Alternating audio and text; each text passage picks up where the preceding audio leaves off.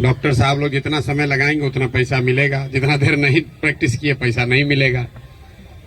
तो आप आए हैं तो इसलिए आपका विशेष धन्यवाद। हमारे पिताजी डॉक्टर थे तो हमको मालूम है, पत्नी भी मेरी डॉक्टर है।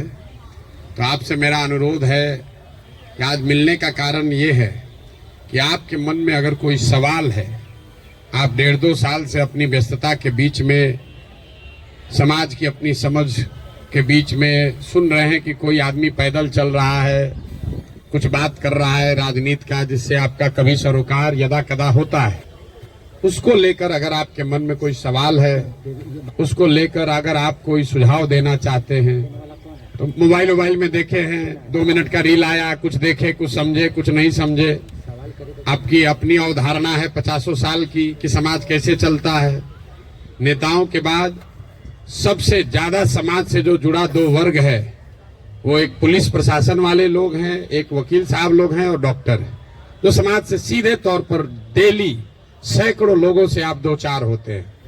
तो आपका अनुभव, आपके प्रश्न, आपकी शंकाएं, अगर आप उस पर कुछ बोलना बताना चाहते हैं तो आपसे सीखना भी चाहते हैं, और जो मैंने देखा, जो मैं करने का प्रयास कर रहा हूं, अगर उसको लेकर आप कुछ पूछना चाहते हैं तो वो भी बेझिझक होकर पूछिए। कड़वी बातें कहनी है तो वो भी जरूर कहिए। आप लोग तो दवा देने में माहिर हैं, तो डॉक्टर को पहले रोगी को कहते भैया सुई लगेगा इस बार बहुत, लेकिन घाव है तो सुई तो लगाना पड़ेगा।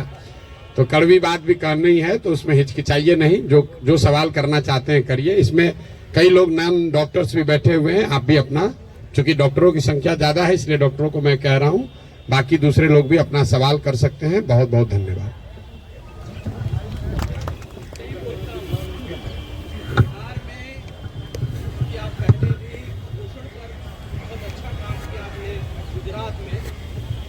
और बिहार में एक लंबे समय से कुपोषण की स्थिति बहुत बुरी रही है, और स्वास्थ्य के बड़े कारणों में, जन स्वास्थ्य के बड़े कारणों में कुपोषण बड़ा मुद्दा है। लंबे समय से बहुत सारे राजनीतिक दलों का मैं मैनिफेस्टो पढ़ाता रहा हूँ। कुपोषण की स्थिति को स्पष्ट करने के लिए कोई बहुत बेहतर तरीके से लोगों ने कुछ बात नहीं बोली है।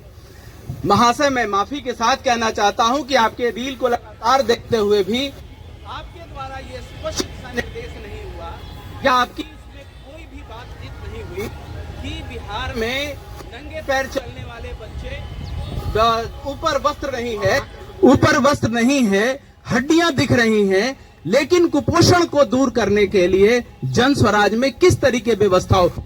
ये कंपोजिट इंडेक्स, ये इतना आसान नहीं है कि इसको एक दवाई देके, सुई देके और कुछ काउंसलिंग करके बाहर किया जाए। आप इसके विशेषज्ञ भी रहे हैं, आपने मोदी जी को इस पर एक दिशा निर्देश भी दिया है गुजरात में। मैं चाहता हूं कि इस विषय पे जन स्वराज अपनी स्थिति को स्पष्ट करे। बहुत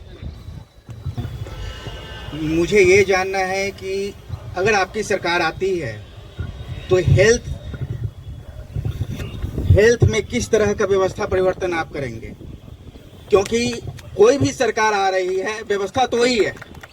एक मिनिस्टर होते हैं, उनके नीचे सेक्रेटरी होते हैं, उनके नीचे उनके जूनियर होते हैं और बाकी लोग होते हैं, तो व्यवस्था तो वही होती है। आप इसको कैसे चेंज करेंगे और कैसे इस व्यवस्था में बदलाव लाएंगे ताकि सुधार जो है निचले स्तर तक पहुंच पाए? मैं doctor Rajesh Kumar Sinha, Patna medical college के 79 बैच का हूँ। मैं थोड़ी से 2 मिनट 4 मिनट समय लूँगा, ज़्यादा नहीं लूँगा। जब देश गुलाम था, आज़ादी की लड़ाई चल रही थी, लोगों को सपना दिखाया जाता था देश आज़ाद होगा, हाँ अपना देश आज़ाद होगा, अपना राज होगा, दूध की नदियाँ बहेंगी, कोई भूखा नहीं रहेगा। देश 15 अगस्त 47 को आज़ाद हुआ, सच्चाई सबको पता है। उसके बाद क्या हुआ? 1971 में इंदिरा गांधी ने नारा दिया गरीबी हटाओ, भारी बहुमत से विजयी हुई। 1947 की गांधी की आज़ादी भूमिहीन, गरीब, अनपढ़ के लिए सब बेकार साबित हुआ। 1974 में जेपी मूवमेंट हुआ, 4 मैटर था, बेरोजगारी, भ्रष्टाचार, शिक्षा में परिवर्तन और महंगाई पर हुई। गरीबी हटाओ के नारे पर जीती इंदिरा गांधी की सरकार को आपातकाल लगाना पड़ा। 1977 में गरीबी हटाओ सरकार हार गई, जनता सरकार आ गई। 1974 की जेपी मूवमेंट के 50 साल हो गए, उनके प्रोडक्ट कितने भ्रष्ट हैं सबको पता है, वो कांग्रेसियों से भी ज़्यादा भ्रष्ट निकले। Once again JP movement failed हुआ। 2012 में अन्ना हजारे मूवमेंट हुआ, उसका भी क्या हुआ सबको पता है। उसमें बहुत लोगों का विश्वास, पढ़े लिखे लोग नौकरी छोड़ के आए थे। और बहुत विश्वास के साथ आए थे, क्योंकि Arvind Kejriwal IR Indian revenue service का था, उसके एक दाग नहीं था।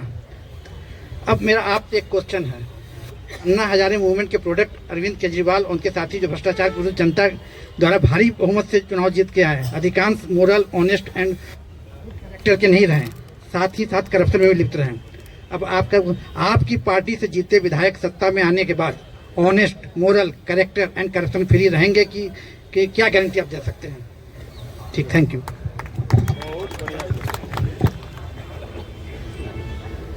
मैं डॉक्टर शैलेश कुमार सिन्हा, ये पटने में यूरोलॉजिस्ट हूँ। मेरा केवल 2 सवाल है कि आप आइएगा, बिहार में सबसे ज्वलंत समस्या है करप्शन। हर एक जगह पूरे बिहार में छोटे से बड़े डिपार्टमेंट में करप्शन है, उसको कैसे आप हटाइएगा। दूसरा जो है, बिहार में जातिवाद है और लोग वोट भी देते हैं जात के नाम पर, इसको कैसे आप रिमूव कीजिएगा। Thank you. मेरा नाम इसहाक असर है। मैं पूछना ये चाहता हूँ आपसे कि मुसलमानों में अभी जन स्वराज या आपके प्रति ये विचार है कि आप भाजपा के बी टीम हैं, तो हम लोग मैदान में जाएंगे तो उन लोगों को कैसे समझाएं?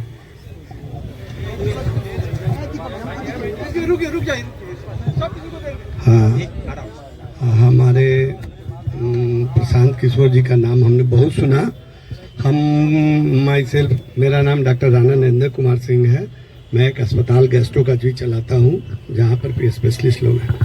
मैं 40 वर्ष से कार्यरत हूँ, लेकिन इस पार्टी के प्रति मेरा झुकाव तब हुआ जब हम अपने कार्य से निवृत्त हो गया।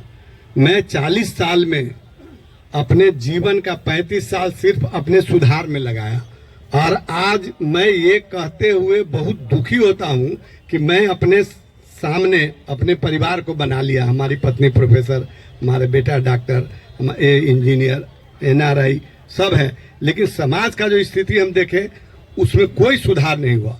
और इस 37 साल में मैंने अपने को सिर्फ संभालते रहा, कभी यहाँ पोस्टिंग, कभी वहाँ पोस्टिंग, और इसके लिए मैं खुद जिम्मेदार हूँ कि पटना छोड़ के मुझे नहीं जाना है। लेकिन अंतिम समय में जो हमको मौका मिला 3 साल में, उसमें हमको जो आपका समाज में जिसको कहते हैं नेतागिरी कहिए या जो भी पॉलिटिक्स कहिए, उसका अंदाजा 2 एक्सपीरियंस हुआ। मैं कोई सवाल नहीं करता हूँ, मैं सिर्फ ये कहना चाहता हूँ कि मैं जब तक प्रशासन में रहा 3 साल, हमारे कलीग्स भी बैठे हुए हैं, मैंने जब भी कोई डिमांड किया, ये होता था कि देखिए डॉक्टर साहब, मांगना आसान है, चलाना मुश्किल है।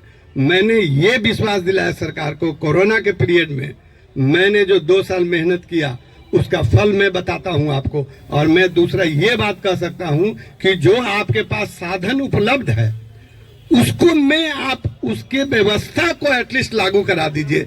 जो क्या है नहीं है, मैं 2-3 एग्जाम्पल आपको दूंगा, सजेशन है, इसको एग्जाम्पल मानिए। मैंने जब अस्पताल में गया, वहां मुर्दा को ले जाने के लिए 40,000, 50,000, 20,000, 10,000 रुपये मरीज से लिया जाता था, जबकि सरकार का ये मतलब फैसला है और ये सुविधा है कि बिहार के किसी कोने में मरीज को पहुंचाने के लिए, डेड बॉडी को पहुंचाने के लिए 1 रुपया नहीं लेना। और मैं 3 साल में गारंटी के साथ कहता हूं कि वहां जो ये लागू कराया उसमें मुझे काफी परेशानी हुई। दूसरा, आप लोगों ने बोला जात और पात पर जो वोट है, मुझे बहुत छोटा अनुभव है नेतागिरी का, सब लोग जानते हैं। बांकीपुर क्लब एक जगह है जहां इलेक्शन होता है। मैं आज से जब 7 साल पहले वहां के जो डायरेक्टर, वहां पर के जो सेक्रेटरी और ट्रेजरर हुआ करते थे, 20 साल से हेर और फेर, जो अभी आपके बहुत बड़ा प्रशासन में है, ये जाता है वो आता है, जब उसका खिलाफ कीजिए वो सपोर्ट कर देता है, उसका खिलाफ कीजिए वो सपोर्ट कर देता है।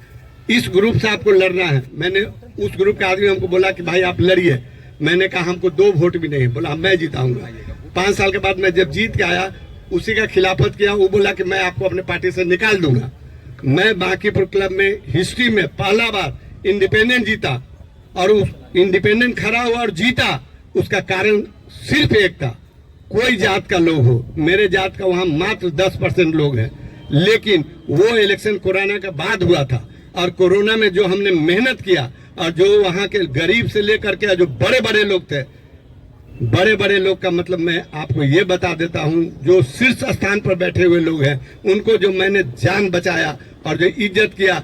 जब भी कोई जो बिरादरी के लोग वोट करते थे कि भाई हमको उनको नहीं देना, बोला देखिए डॉक्टर राणा का जो उसमें जो काम किया है उनको छोड़ के बात कीजिए, और मैंने हाईएस्ट वोट से जीता।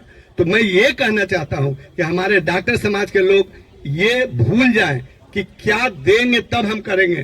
पहला काम ये मेरा है कि जो है मेरे पास उस सामर्थ्य में हम एटलीस्ट उतना को अगर लागू करा दे तो ये बहुत बड़ी बात है। और इसके लिए मैं प्रशांत जी किशोर जी से ये आग्रह करूंगा कि इसको एक चैनल बनाना है। मैं जब डिप्टी सुपरिटेंडेंट रहा बहुत अच्छा सिस्टम देखा। एक गांव का आदमी, 3 आदमी का मैं नाम लेता हूं, रूढ़ी जी का, रामकृपाल जी का और एक आदमी का, उन्होंने अपना एक पटना में एक मेडिकल सेंटर रखे हुए हैं। उनको पता भी नहीं है कौन आता है कौन जाता है। उनके क्षेत्र का आदमी उनको फोन करता है, वो हमको फोन करते हैं, और उनको पता नहीं है वो मरीज ठीक होके चला जाता है। ठीक होना खराब होना अलग बात है, जो सरकार का सुविधा है वो एटलीस्ट उसको उपलब्ध करा दिया।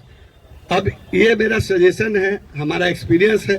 एक छोटा सा मेरा ये रिक्वेस्ट है कि हमारे बड़े बेटा जो है ना रही हैं वो भी आए हुए हैं, और उनका यही कहना था कि प्रशांत किशोर जी से मुझे मिलना है, लेकिन एक बात का मुझे भी जिज्ञासा है। उन लोग का भी 10 साल हो गया छोड़ के पटना आना चाहता है कि हम लोगों ने दिल्ली में जिस समय थे केजरीवाल जी के साथ उनके स्थान पर गए, ये गए। अब प्रशांत जी का भी हमको उस तरह का चेहरा नजर आ रहा है, लेकिन हमको ये भी भय लगता है कि प्रशांत जी के साथ जुड़ने वाले लोग प्रशांत जी को भी केजरीवाल की तरह नहीं बना दे। धन्यवाद।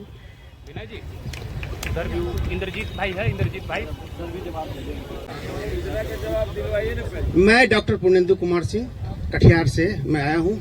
मैं सर को, प्रशांत सर को मैं सादर प्रणाम करता हूँ और यहाँ आए हुए सभी चिकित्सकों को भी नमस्कार करता हूँ। मुझे ऐसे कल आना था, आज मुझे पता चला कि चिकित्सकों की मीटिंग होने वाली है सर के साथ, तो मैं आया हूँ। यहाँ जो भी डॉक्टर उपस्थित हैं बड़े बुद्धिजीवी हैं और समाज से जुड़े हुए हैं। करुणा, प्रेम, दया उनके अंदर भरी हुई है। वो हमेशा समाज के लिए जीते हैं, और उन्होंने कोरोना के समय में भी जो उन्होंने त्याग किया, जो लोगों को बचाने के लिए उन्होंने जो अपनी कुर्बानी दी, मैं उन सबको सैल्यूट करता हूं। आने वाला इतिहास, आने वाले बिहार के लोग उसे कभी भूलेंगे नहीं, उसे हमेशा याद रखेंगे। और मैं एक बात बता देता हूं, जब मैं श्री प्रशांत किशोर जी से 26 जनवरी को मैं जब बेगूसराय गया तो मिल नहीं पाया, शाम हो गई।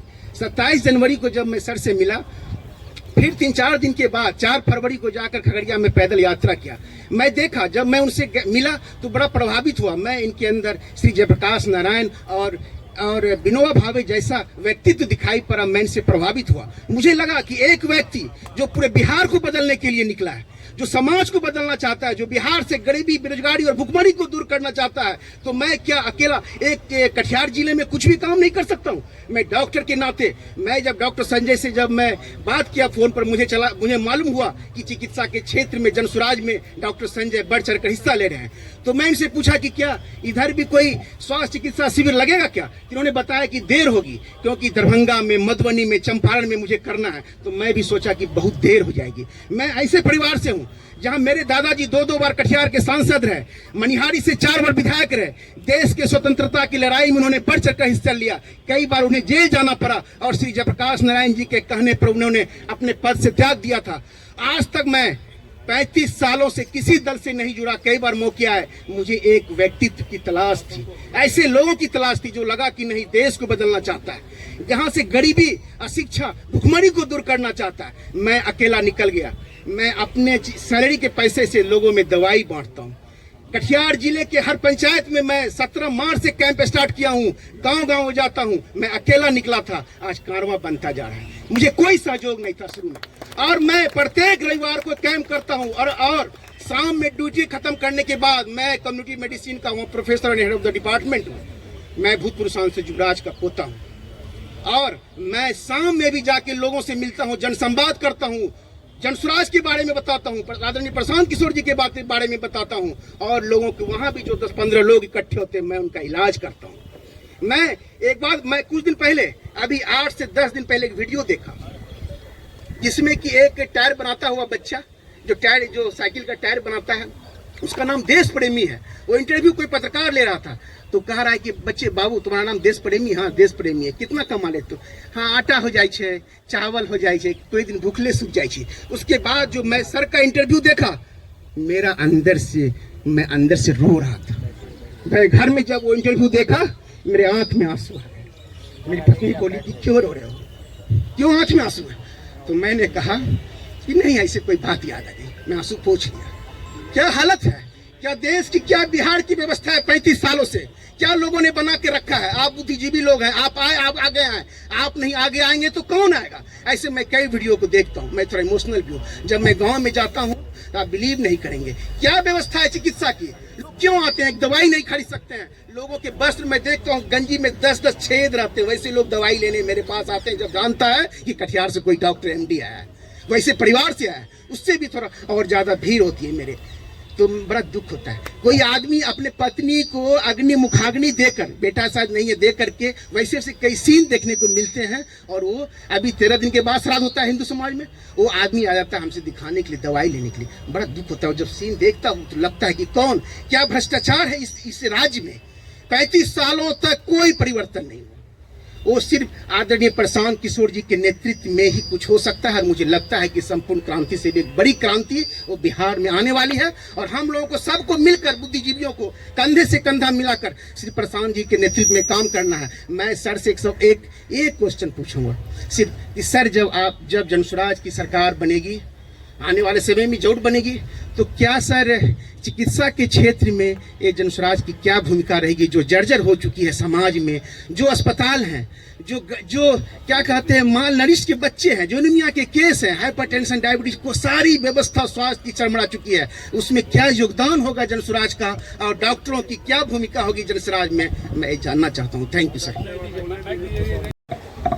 जितने भी आपने सवाल किए हैं वैलिड सवाल है। आपके डाउट्स, आपकी शंकाएं सब वैलिड ही है।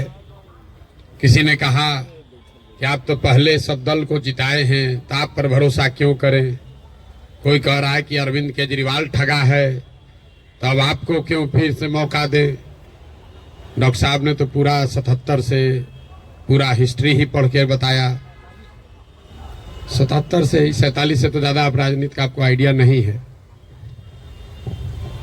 मेरे भाई, कम से कम खुशी की बात यह है कि आप में इतनी चेतना बची हुई है, इतना हिम्मत बचा हुआ है कि आप आकर कुछ समाज या अपने विषय में कुछ बोल पा रहे हैं। जनसुराज की सबसे बड़ी ताकत, सफलता यही है कि इतने अपने आप को प्रबुद्ध कहने वाले लोग एक क्वासाई पॉलिटिकल प्लेटफॉर्म पर आकर बैठे हुए हैं। न तो नेता और को तो देख के आप पहले डर के भागते हैं कि चंदा उंदा लेगा, क्या करेगा क्या नहीं करेगा। आप यहाँ आए हुए हैं और इस घबराहट में नहीं है कि आपसे कोई कुछ ले लेगा, और आपकी हिम्मत हो रही है कि आप खड़ा होकर सवाल पूछ रहे हैं। ये जनसुराज की पहली ताकत और सफलता है। आप जितने यहाँ डॉक्टर सज्जन बैठे हुए हैं, जिन्होंने पूछा कि स्वास्थ्य व्यवस्था को आप कैसे सुधारिएगा, आप लोगों में कई लोगों को अपने अपने स्वास्थ्य मंत्रियों से भी मिलने का अवसर मिला होगा। उनसे कभी नहीं पूछे होंगे, क्योंकि बिहार सरकार में स्वास्थ्य विभाग का एक ही कार्यक्रम है, पता करो कौन डॉक्टर का सबसे ज्यादा प्रैक्टिस चलता है, उसका ट्रांसफर करो और उससे बदले में पैसा का उपाय करो। लेकिन आप में से किसी भी डॉक्टर ने आज तक ये हिम्मत नहीं की होगी कि जाकर पूछे स्वास्थ्य मंत्री से, जिसको आप वोट दबाते रहे हैं, कि भैया ये आप स्वास्थ्य सुधारने के लिए क्या करेंगे। पीछे सज्जन ने हमसे माल न्यूट्रिशन की भी बात पूछी है, अलग अलग आपने सवाल किया है, तो आप उन सवालों पर आएंगे, एक एक सवाल का जवाब भी देंगे। आपकी हमारी दुर्दशा इसलिए है कि बहुत साल पहले, सैकड़ों साल पहले, जो ग्रीस के बड़े दार्शनिक प्लेटो ने कहा कि if you do not participate in democracy, be ready to be ruled by your inferiors. अगर समाज में, राजनीति में आप भागीदार नहीं बनोगे तो इस बात के लिए तैयार रहो कि कोई मूर्ख आदमी राजा बनकर आप पर शासन करेगा। तो बिहार की जो दुर्दशा है वो इसीलिए है कि आप चाहे डॉक्टर हैं या व्यवसायी, अपने आप को सो कॉल्ड प्रबुद्ध कहने वाले लोगों ने राजनीति और राजनीति करने वाले व्यवस्था से अपने आप को अलग कर लिया है। और आप सोच रहे हैं कि जो आदमी शराब का व्यापार करता है, जो बालू माफिया है, वो आकर बढ़िया स्वास्थ्य व्यवस्था काहे नहीं बना रहा। ये कोई रॉकेट साइंस नहीं है मेरे भाई। आप बालू माफिया को स्वास्थ्य मंत्री बनाओगे तो उससे स्वास्थ्य व्यवस्था नहीं सुधरेगा। तो अगर आप गलत आदमी का चुनाव करेंगे तो गलत ही होगा।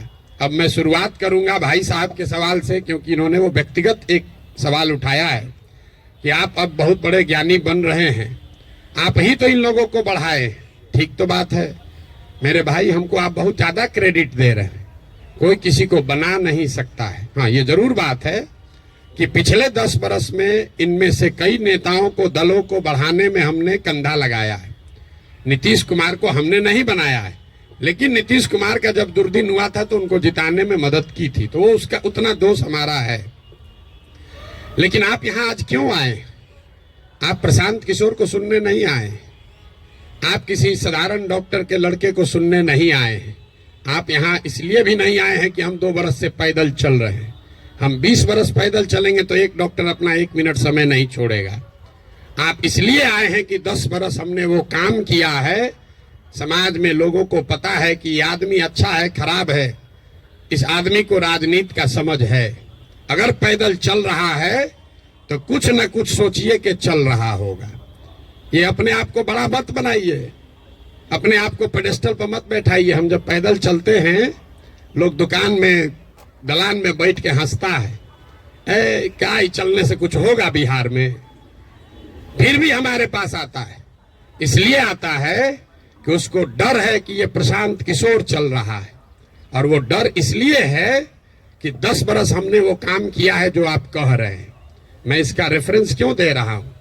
क्योंकि मैं किसी मुख्यमंत्री का लड़का नहीं हूं, मैं किसी प्रधानमंत्री का लड़का नहीं हूं, मैं एक साधारण डॉक्टर का लड़का हूं। और मेरा काम ही मेरा पहचान है। वो काम किए हैं तब आज हमको सुनने आए।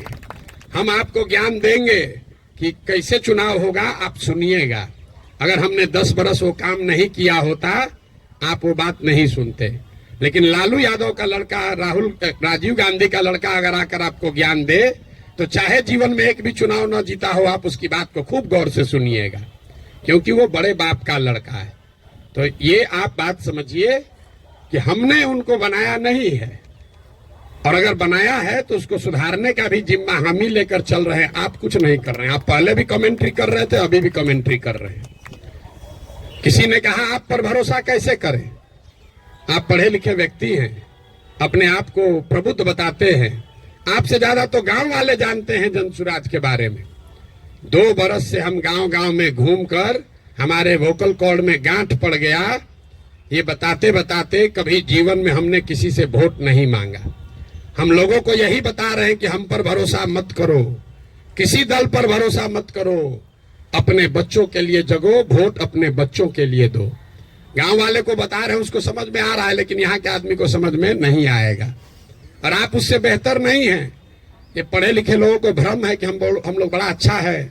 बिहार का दुर्दशा इसलिए है कि यहाँ का लोग पढ़ा लिखा नहीं है। तो 2-3 ये जो राजनीति का भ्रम है वो आपको दूर कर देते हैं। बहुत लोगों को लगता है कि जो पढ़ा लिखा नहीं है इसलिए बिहार का दुर्दशा है। इस भ्रम को बिल्कुल दिमाग से हटा दीजिए। जितनी गलती पढ़े लिखे लोग कर रहे हैं, उससे कम गलती अनपढ़ लोग कर रहे हैं। जितनी अगर जाति की बात ले लीजिए, हिंदू मुसलमान की बात ले लीजिए, भ्रष्टाचार की बात ले लीजिए, तो पटना में जितने लोगों को आप जिता रहे हैं, पीछे के लोग तो फिर भी उलट पलट रहे हैं। पटना का विधायक पिछले 20-20 वर्ष से चुनाव नहीं हारे। और पटना की क्या दुर्दशा है आप लोगों को पता है। तो पढ़ा लिखा वोटर कहीं इस बात का प्रमाण नहीं है।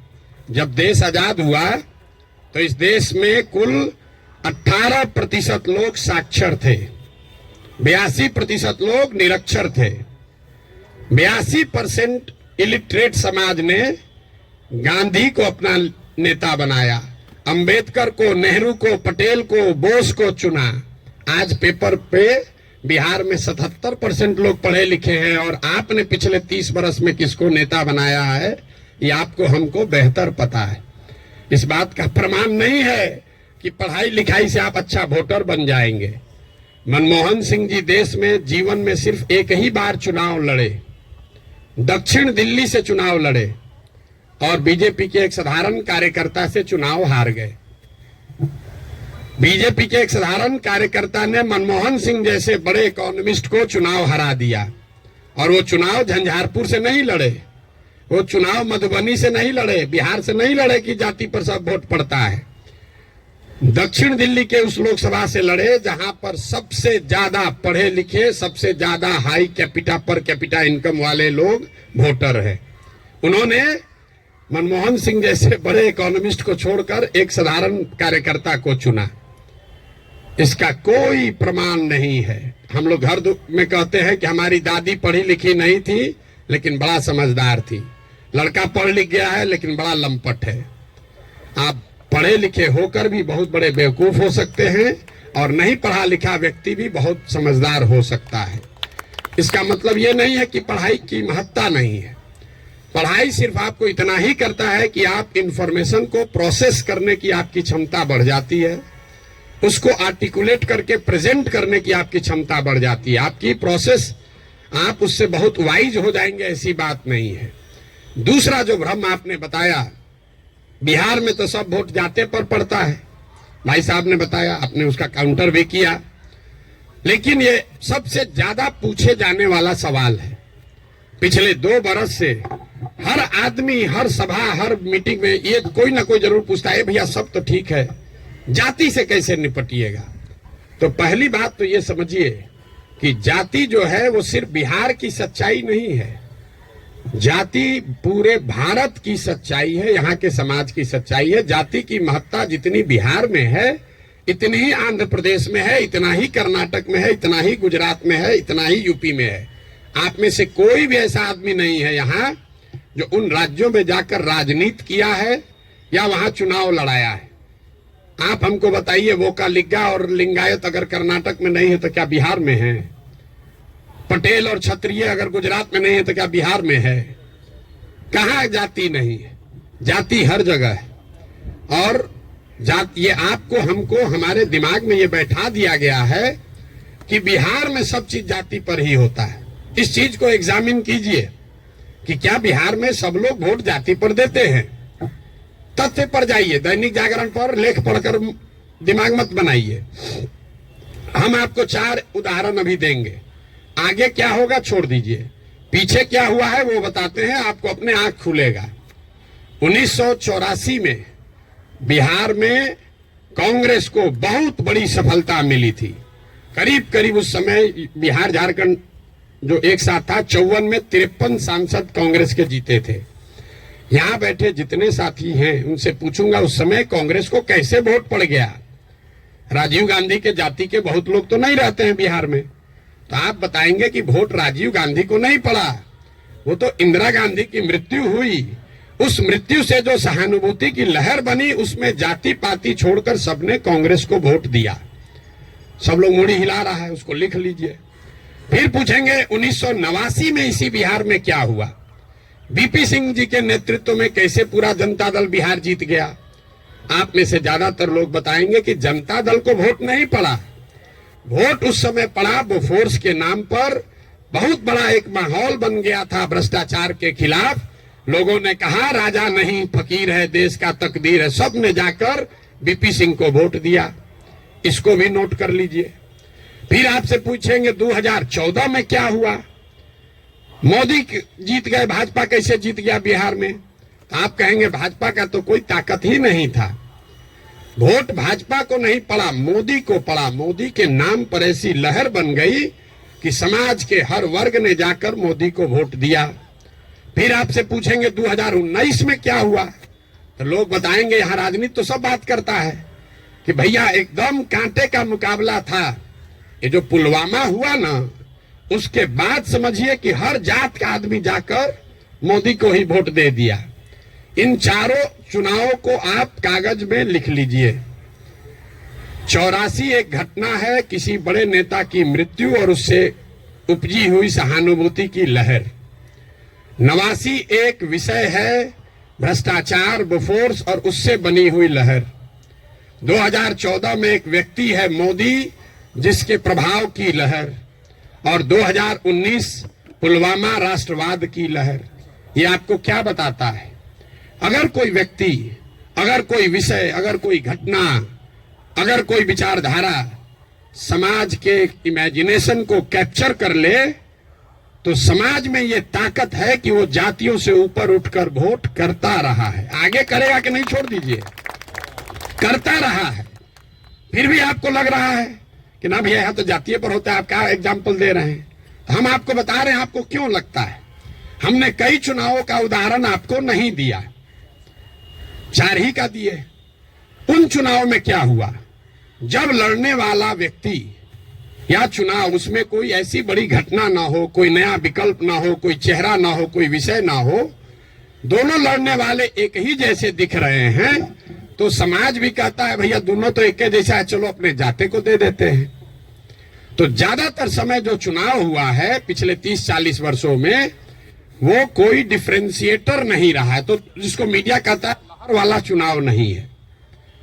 अब आप कहिएगा तो लोकसभा का चुनाव का एग्जाम्पल दिए हैं, विधानसभा में ऐसा नहीं होगा। विधानसभा का एग्जाम्पल देख लीजिए।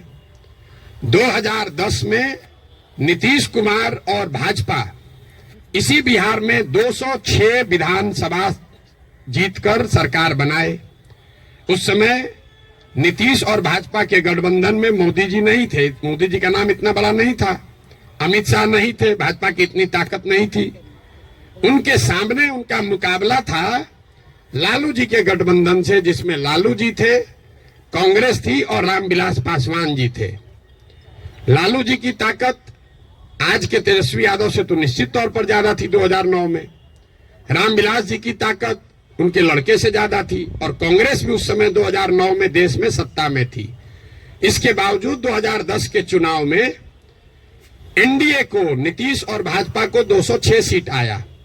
वही गठबंधन जब वो 2020 में लड़े, तो इस बार भाजपा के साथ मोदी भी हैं, अमित शाह भी हैं, देश में भाजपा की ताकत बढ़ी हुई है।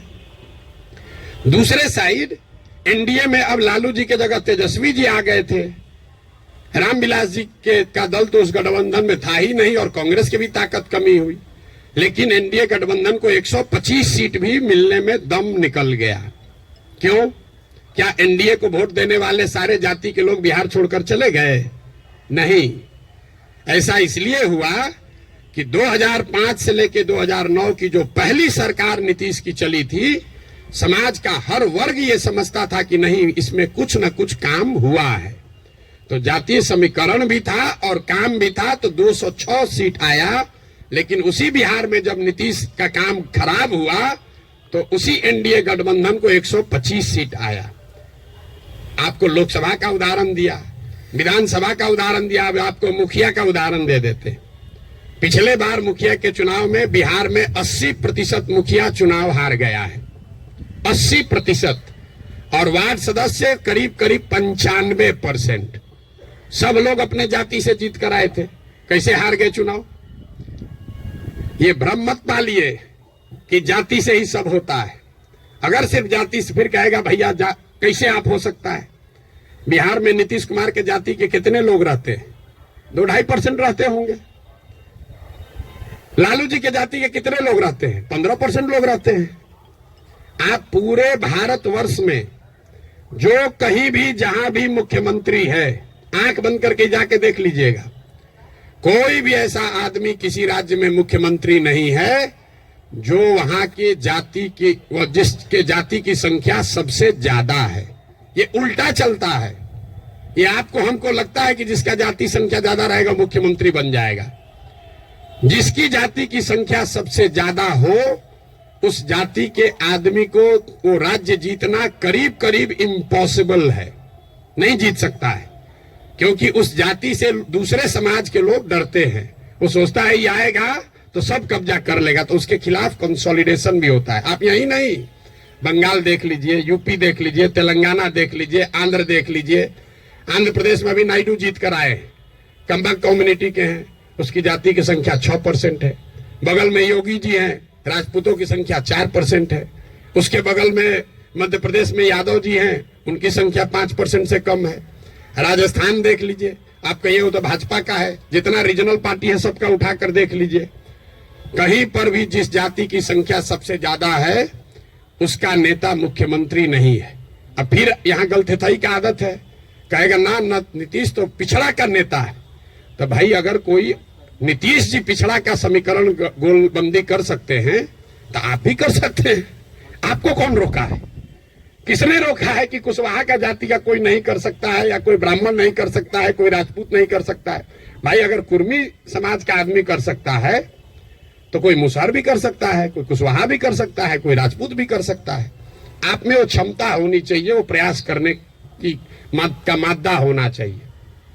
जाति का भ्रम मत पालिए। और अंतिम बात, मान लीजिए एक बार कि आपको बात मान भी ले कि जाति बड़ा महत्वपूर्ण है, तो जिसको भी राजनीति के जरिए समाज का अगुवा बनना है उसके पास ये विकल्प नहीं है कि समाज में सब सुधर जाएगा तब हम आएंगे।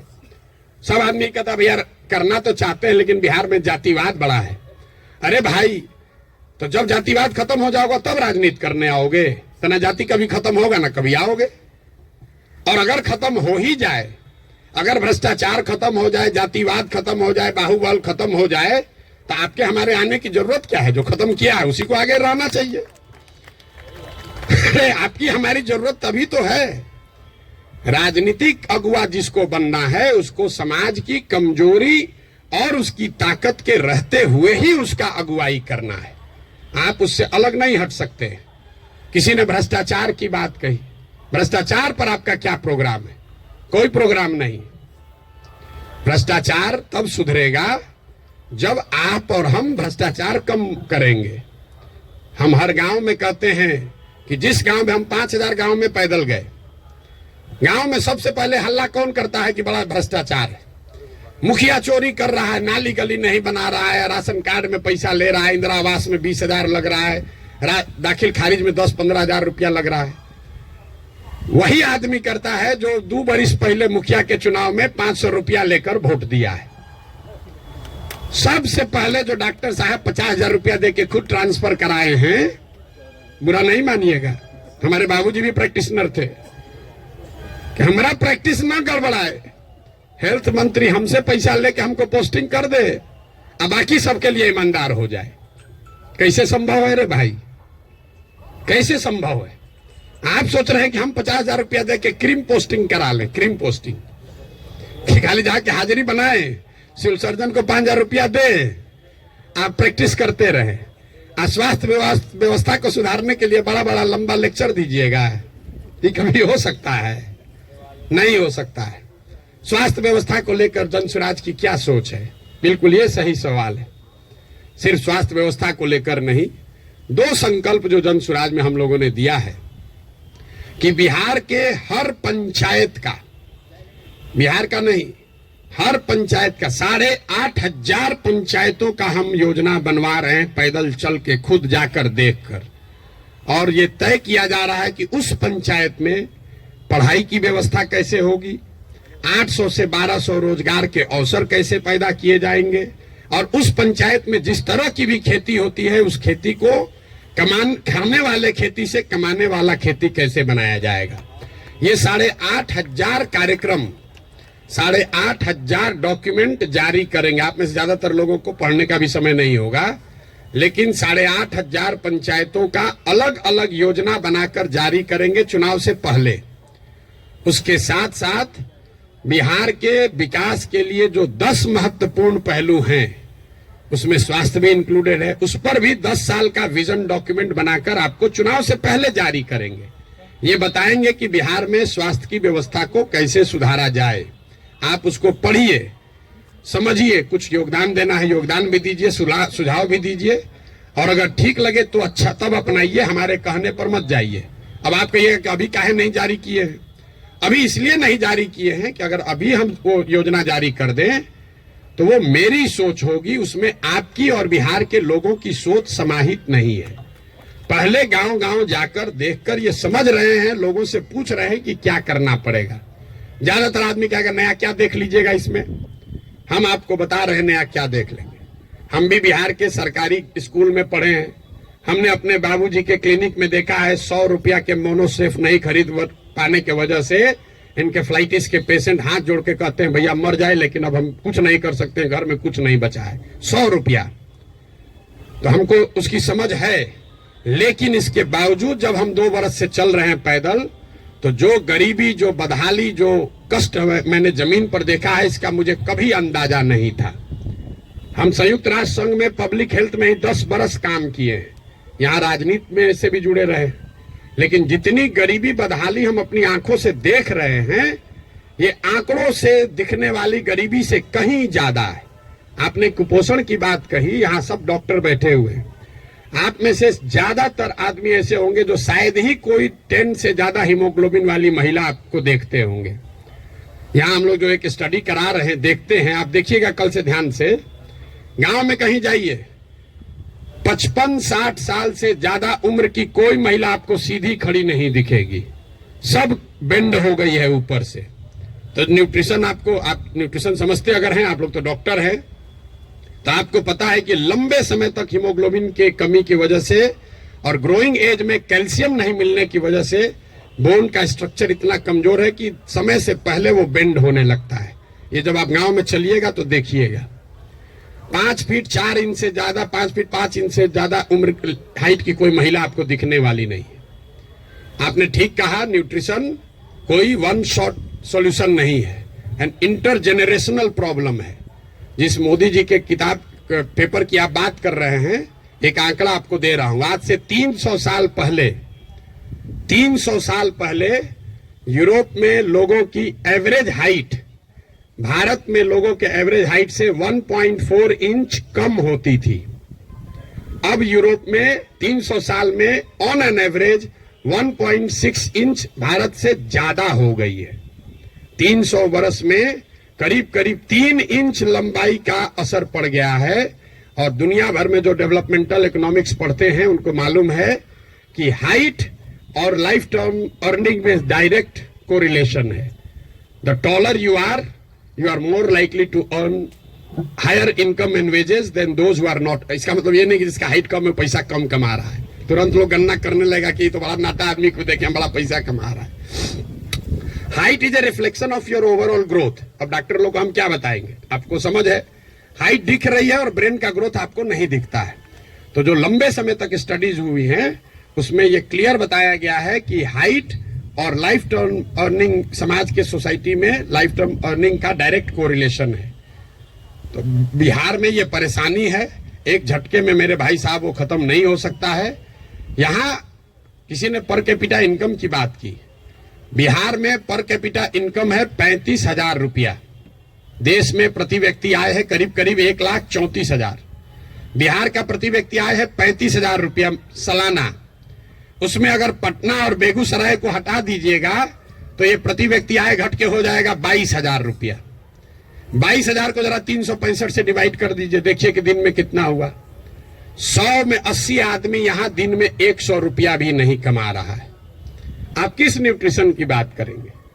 मुझे एक लड़का मिला, उसको हम लोग कैंप में शाम में खाना खिलाते हैं, जो लड़के आते हैं, बहुत ज्यादा खा रहा था।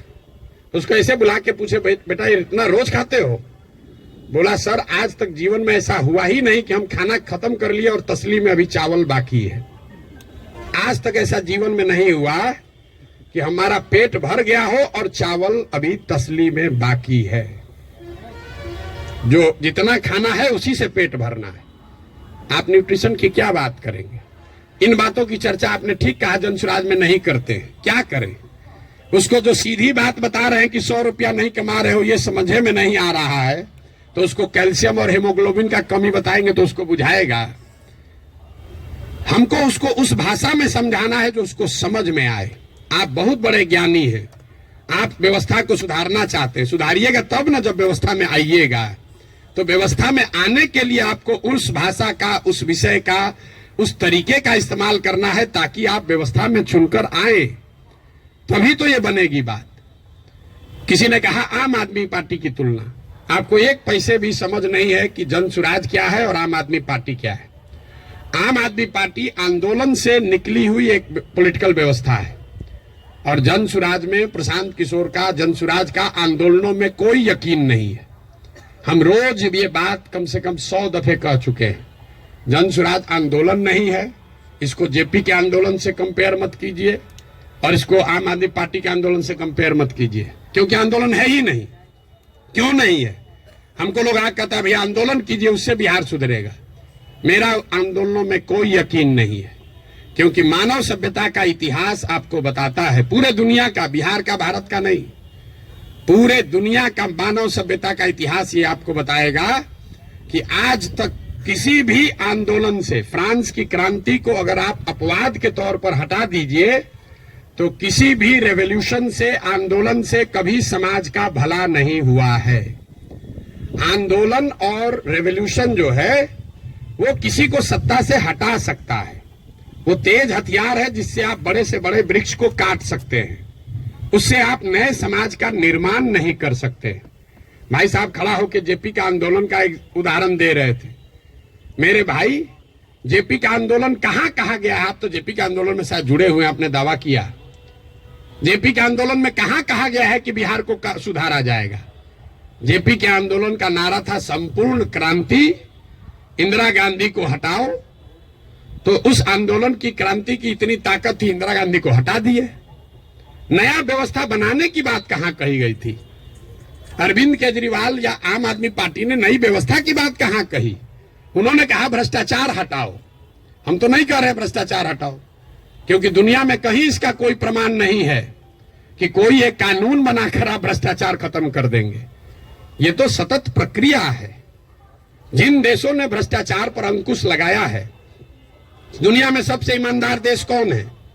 जो स्कैंडिनेवियन कंट्रीज हैं, फिनलैंड, स्वीडन, नॉर्वे, डेनमार्क, वहां जाइएगा, वहां करप्शन मिनिमम है।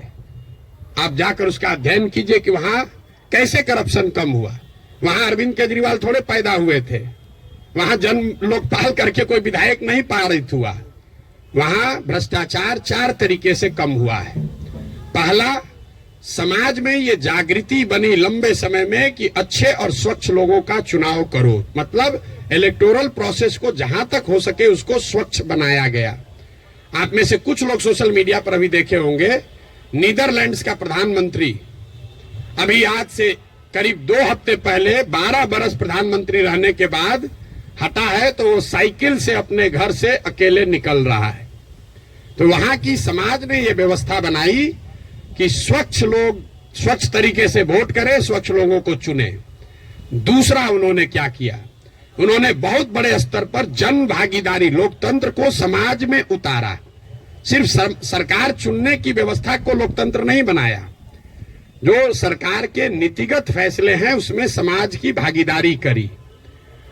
और चौथा, बहुत बड़े स्तर पर टेक्नोलॉजी का इस्तेमाल हुआ है। आप लोग जितने लोग आए हैं, ज्यादातर लोग नल जल योजना के बारे में सुने समझे होंगे, बहुत यहां ब्यूरोक्रेट लोग भी बैठे हुए हैं। नल जल योजना में अभी तक सरकार यही चक्कर में बहस में पड़ी है कि वहां चल रहा है कि नहीं चल रहा है। 25,000 करोड़ रुपया खर्चा हो गया।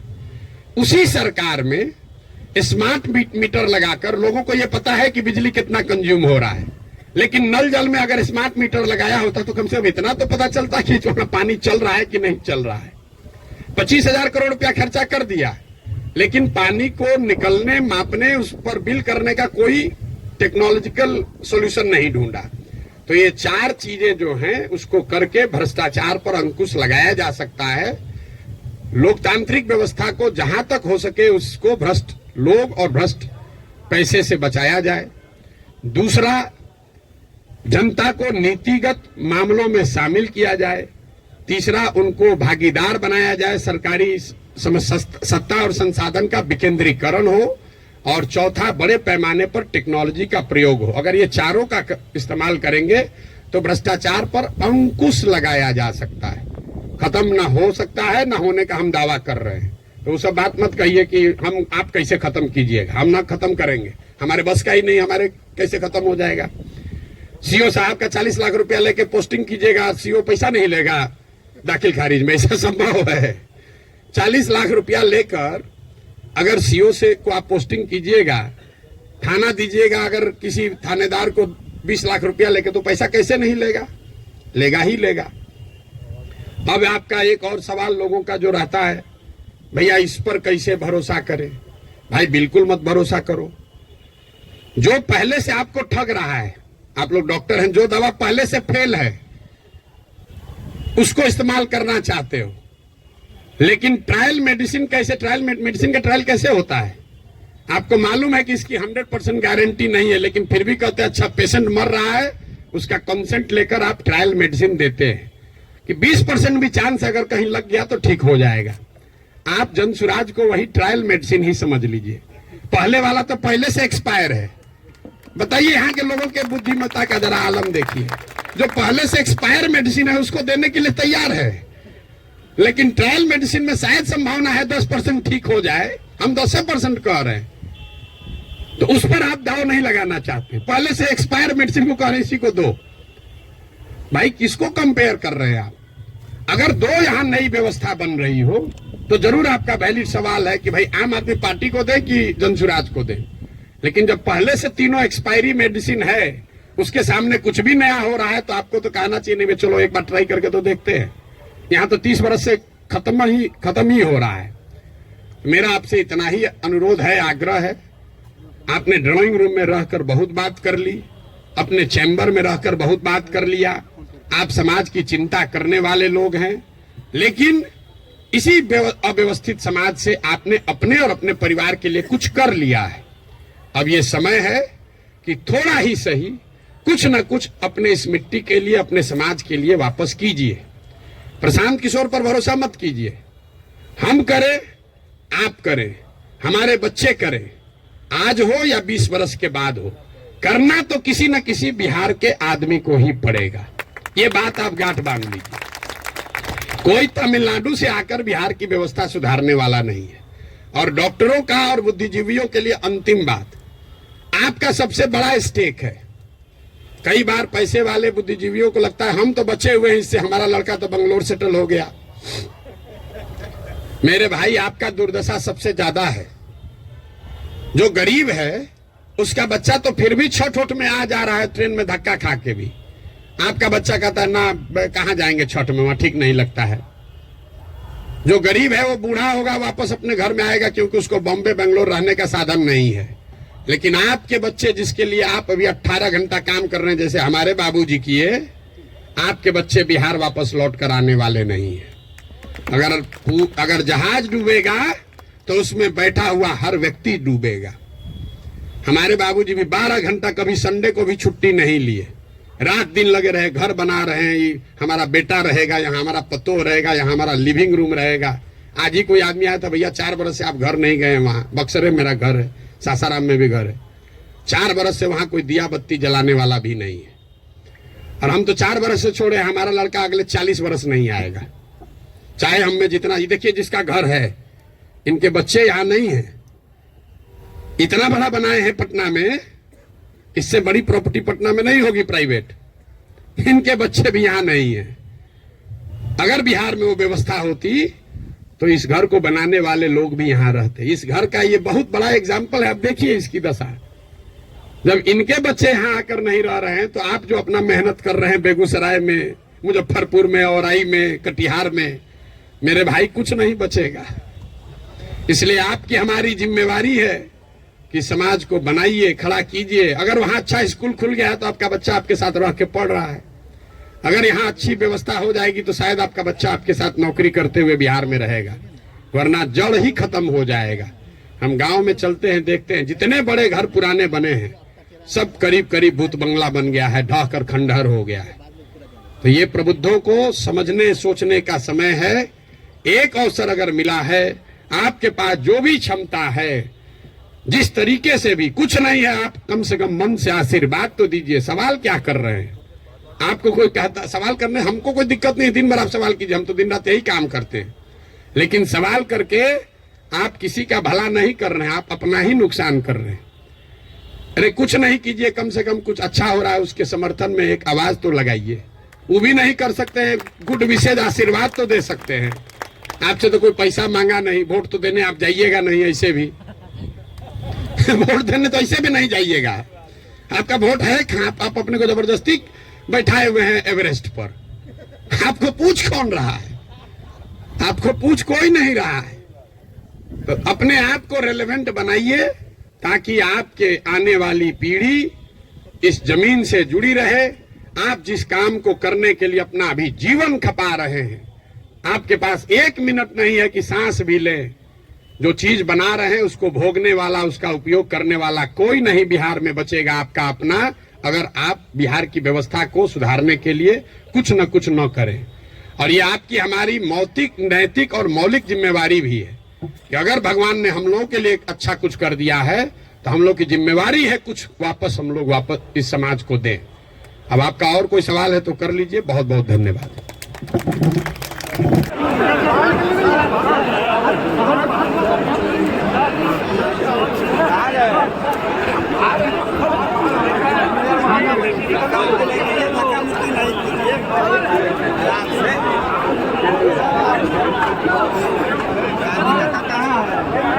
यार धक्का भी कर रहा है।